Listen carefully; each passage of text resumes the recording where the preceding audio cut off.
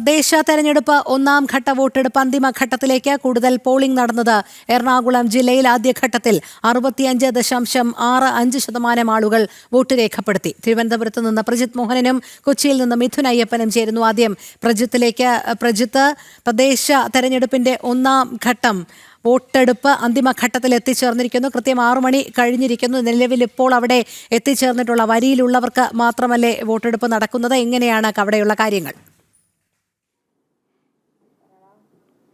രോഹിണി, 6 മണി കഴിഞ്ഞിരിക്കുന്നു. ഈ വോട്ടെടുപ്പിനുള്ള നിക്ഷിപ്തമായിട്ടുള്ള സമയം അവസാനിപ്പിച്ചിരുന്നു. എങ്കിലും ചില ബൂത്തുകളെങ്കിലും ഈ പറയുന്ന രീതിയിൽ ആളുകൾ വരി നിൽക്കുന്നുണ്ട്. പ്രത്യേകിച്ച് നേരത്തെ നമ്മൾ BJP അടക്കം വലിയ ആരോപണം ഉന്നയിച്ചിരുന്നു. ഈ ഡീലിമിറ്റേഷൻ പ്രോസസ്സുകൾ, വാർഡ് പുനർവിഭജനമടക്കം വലിയ പരാജയം സംഭവിച്ചിട്ടുണ്ട്. അതുകൊണ്ട് തന്നെ പലയിടങ്ങളിലും വലിയ രീതിയിലുള്ള സംഖ്യ കൂടുതലുള്ള ചില പോളിംഗ് കേന്ദ്രങ്ങളൊക്കെ ഉണ്ട്. അങ്ങനെ അപ്പോൾ ഭീമാപ്പള്ളി വാർഡിൽ 16,000 വോട്ടർമാരും അതോടൊപ്പം തന്നെ മറ്റു ചിലകളിൽ 3,000 വോട്ടർമാരും ഒക്കെയുള്ള വലിയ അന്തരമുണ്ട്. അങ്ങനെ ഡീലിമിറ്റേഷനുമായി ബന്ധപ്പെട്ട വലിയ പരാതികൾ പലയിടത്തും നിലനിൽക്കുന്ന സാഹചര്യമുണ്ട്. അപ്പോൾ സ്വാഭാവികമായും അവിടെയെങ്കിലൊക്കെ ഇപ്പോഴും ചില ബൂത്തുകളിലെങ്കിലും ക്യൂകൾ തുടരുന്നു എന്നുള്ളതാണ് നമ്മൾ മനസ്സിലാക്കേണ്ടത്. അതോടൊപ്പം നമുക്ക് ഈ വോട്ടിംഗ് ശതമാനത്തിലേക്ക് വരുമ്പോൾ 6 മണിയാകുമ്പോൾ തിരുവനന്തപുരത്ത് കൃത്യമായി ഓരോ ജില്ലാ അടിസ്ഥാനത്തിൽ ഇപ്പോഴത്തെ ഏറ്റവും പുതിയതായിട്ടുള്ള വോട്ടിംഗ് ശതമാനത്തിലേക്ക് വരികയാണെങ്കിൽ ഏറ്റവും കൂടുതൽ ഉള്ളത് എറണാകുളത്താണ്. 73.36% പോളിംഗ് പെർസെൻറ്റേജായി എറണാകുളത്തുള്ളത്. തൊട്ടടുത്ത് നിൽക്കുന്നത് ആലപ്പുഴയാണ്. 72.74% ആലപ്പുഴയിലെ പോളിംഗ് ശതമാനം എന്നുള്ളത്.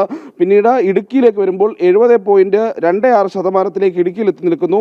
പത്തനംതിട്ടയിൽ 65.91%, കൊല്ലത്ത് 69.32%, തിരുവനന്തപുരത്ത് 65.93% എന്നുള്ളതാണ് ഈ 6 മണിയിലത്തെ ഏറ്റവും അവസാനമായി പുറത്തു വന്ന പോളിംഗ് ശതമാനം ഈ ഇപ്പോൾ തെരഞ്ഞെടുപ്പ് നടക്കുന്ന 7 ജില്ലകളിലും എന്നുള്ളത്. അത് ഇനിയും മാറിയും. കാരണം സ്വാഭാവികമായും ഗ്രാമപ്രദേശങ്ങളിലടക്കം വൈകുന്നേരങ്ങളിൽ വലിയ സംഖ്യയിൽ ആളുകൾ പോളിംഗ് ബൂത്തിലേക്കൊക്കെ എത്തിയിട്ടുണ്ട്. അതുകൊണ്ട് തന്നെ കണക്കുകളിൽ ഇനിയും മാറ്റം വരുമെന്നുള്ളതാണ്.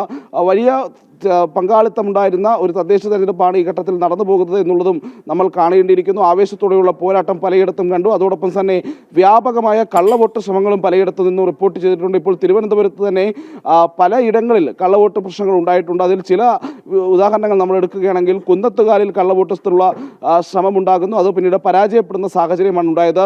അതോടൊപ്പം തന്നെ തിരുവനന്തപുരത്ത് പാലോടുള്ള നന്ദിയോടെന്ന് പറയുന്ന സ്ഥലത്ത് ഒരു കള്ളവോട്ട് ശ്രമം അല്ലെങ്കിൽ കള്ളവോട്ട് നടന്നിരിക്കുന്നു. അവിടെ ഒരാൾ വോട്ട് ചെയ്യാൻ എത്തുമ്പോൾ തൻ്റെ വോട്ട് വിജയൻ എന്ന് പറയുന്ന ഒരു വോട്ടർ എത്തുമ്പോൾ തൻ്റെ വോട്ട് മറ്റാരോ രാവിലെ തന്നെ ചെയ്തിരുന്നതായി കണ്ടെത്തിയിരുന്നു. മലയും കീഴിലും സമാനമായ രീതിയിൽ ഒരു കള്ളവോട്ടുണ്ടായി. അവിടെ ഒരു മുൻ മെമ്പറുടെ പഴയൊരു മെമ്പറുടെ വോട്ടാണ് മറ്റൊരാൾ ചെയ്തത്. അങ്ങനെ അവിടെയും കള്ളവോട്ട് ഉണ്ടായിട്ടുണ്ട്. അതോടൊപ്പം തന്നെ വ്യാപകമായ തിരഞ്ഞെടുപ്പ് ചട്ടലംഘനവും പലയിടങ്ങളിൽ LDF സ്ഥാനാർത്ഥികളിൽ നിന്നടക്കമുണ്ടാകുന്ന സാഹചര്യമുണ്ടായി.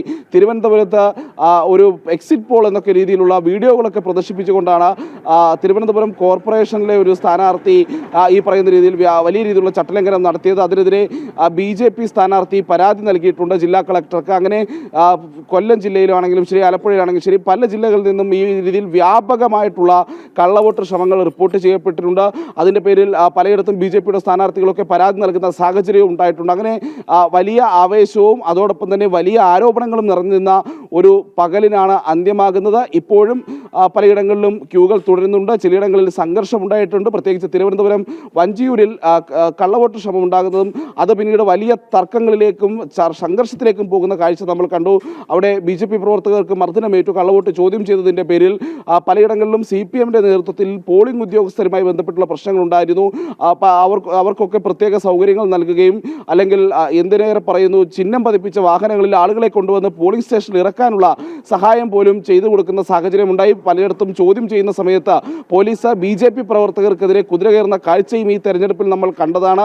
അങ്ങനെ കള്ളവോട്ട് ശ്രമം, ക്രമക്കേടുകൾക്കുള്ള ശ്രമങ്ങൾ പലയിടത്തുണ്ടാകുന്നു. ഒപ്പം CPMന്റെ പ്രവർത്തകർക്ക് ആളെ ചിഹ്നം പതിപ്പിച്ച വാഹനങ്ങളിൽ ആളുകളെ പോളിംഗ് ബൂത്തിലേക്ക് ഉള്ളിലേക്ക് വരെ അല്ലെങ്കിൽ പോളിംഗ് ബൂത്തിരിക്കുന്ന സ്ഥാപനത്തിൻ്റെ കോമ്പൗണ്ടിലേക്ക് വരെ കടത്തിവിടാൻ പോലീസ് സഹായം കൊടുക്കുന്ന കാഴ്ചകളും ഈ തെരഞ്ഞെടുപ്പിൽ കണ്ടിട്ടുണ്ട്. അങ്ങനെ ഏറ്റവും പ്രധാനപ്പെട്ട തദ്ദേശ തെരഞ്ഞെടുപ്പിൻ്റെ ആദ്യഘട്ടത്തിൽ 7 ജില്ലകളിലെ വിധിയെഴുത്ത് അതിൻ്റെ അന്തിമഘട്ടത്തിലേക്ക് എത്തി നിൽക്കുന്നു. ഇനി വരികളിൽ നിൽക്കുന്നവർക്ക് ടോക്കൺ നൽകി തുടങ്ങിയിട്ടുണ്ട്. ആ ടോക്കൺ നൽകിയിട്ടുള്ളവർക്ക് മാത്രമാണ് വോട്ട് ചെയ്യാനുള്ള അധികാരമുള്ളത്. അങ്ങനെ ആ ക്യൂ അത് ഈ പറയുന്ന ബൂത്തുകളുടെ കോമ്പൗണ്ടുകൾക്കുള്ളിൽ മാത്രം നിന്ന രീതിയിലേക്ക് പോകും. ആ ക്യൂവിൽ പുതിയതായ ആളുകളെ നിർത്തിക്കാൻ അനുവദിക്കില്ല. ഇപ്പോൾ വരി നിൽക്കുന്നവർക്ക് മാത്രമായി ഇനി പോളിംഗ് തുടരും. അവ വോട്ട് ചെയ്ത് കഴിയുന്നതോടെ പോളിംഗ് അവസാനിക്കുകയും ചെയ്യും. രോഹിണി, ശരി, ഒന്നാം ഘട്ട തെരഞ്ഞെടുപ്പിന്റെ പോളിംഗ് സമയം അവസാനിച്ചിരിക്കുകയാണ്. പ്രജിത് മോഹനനാണ് വിശദമായ വിവരങ്ങൾ നൽകിയത്.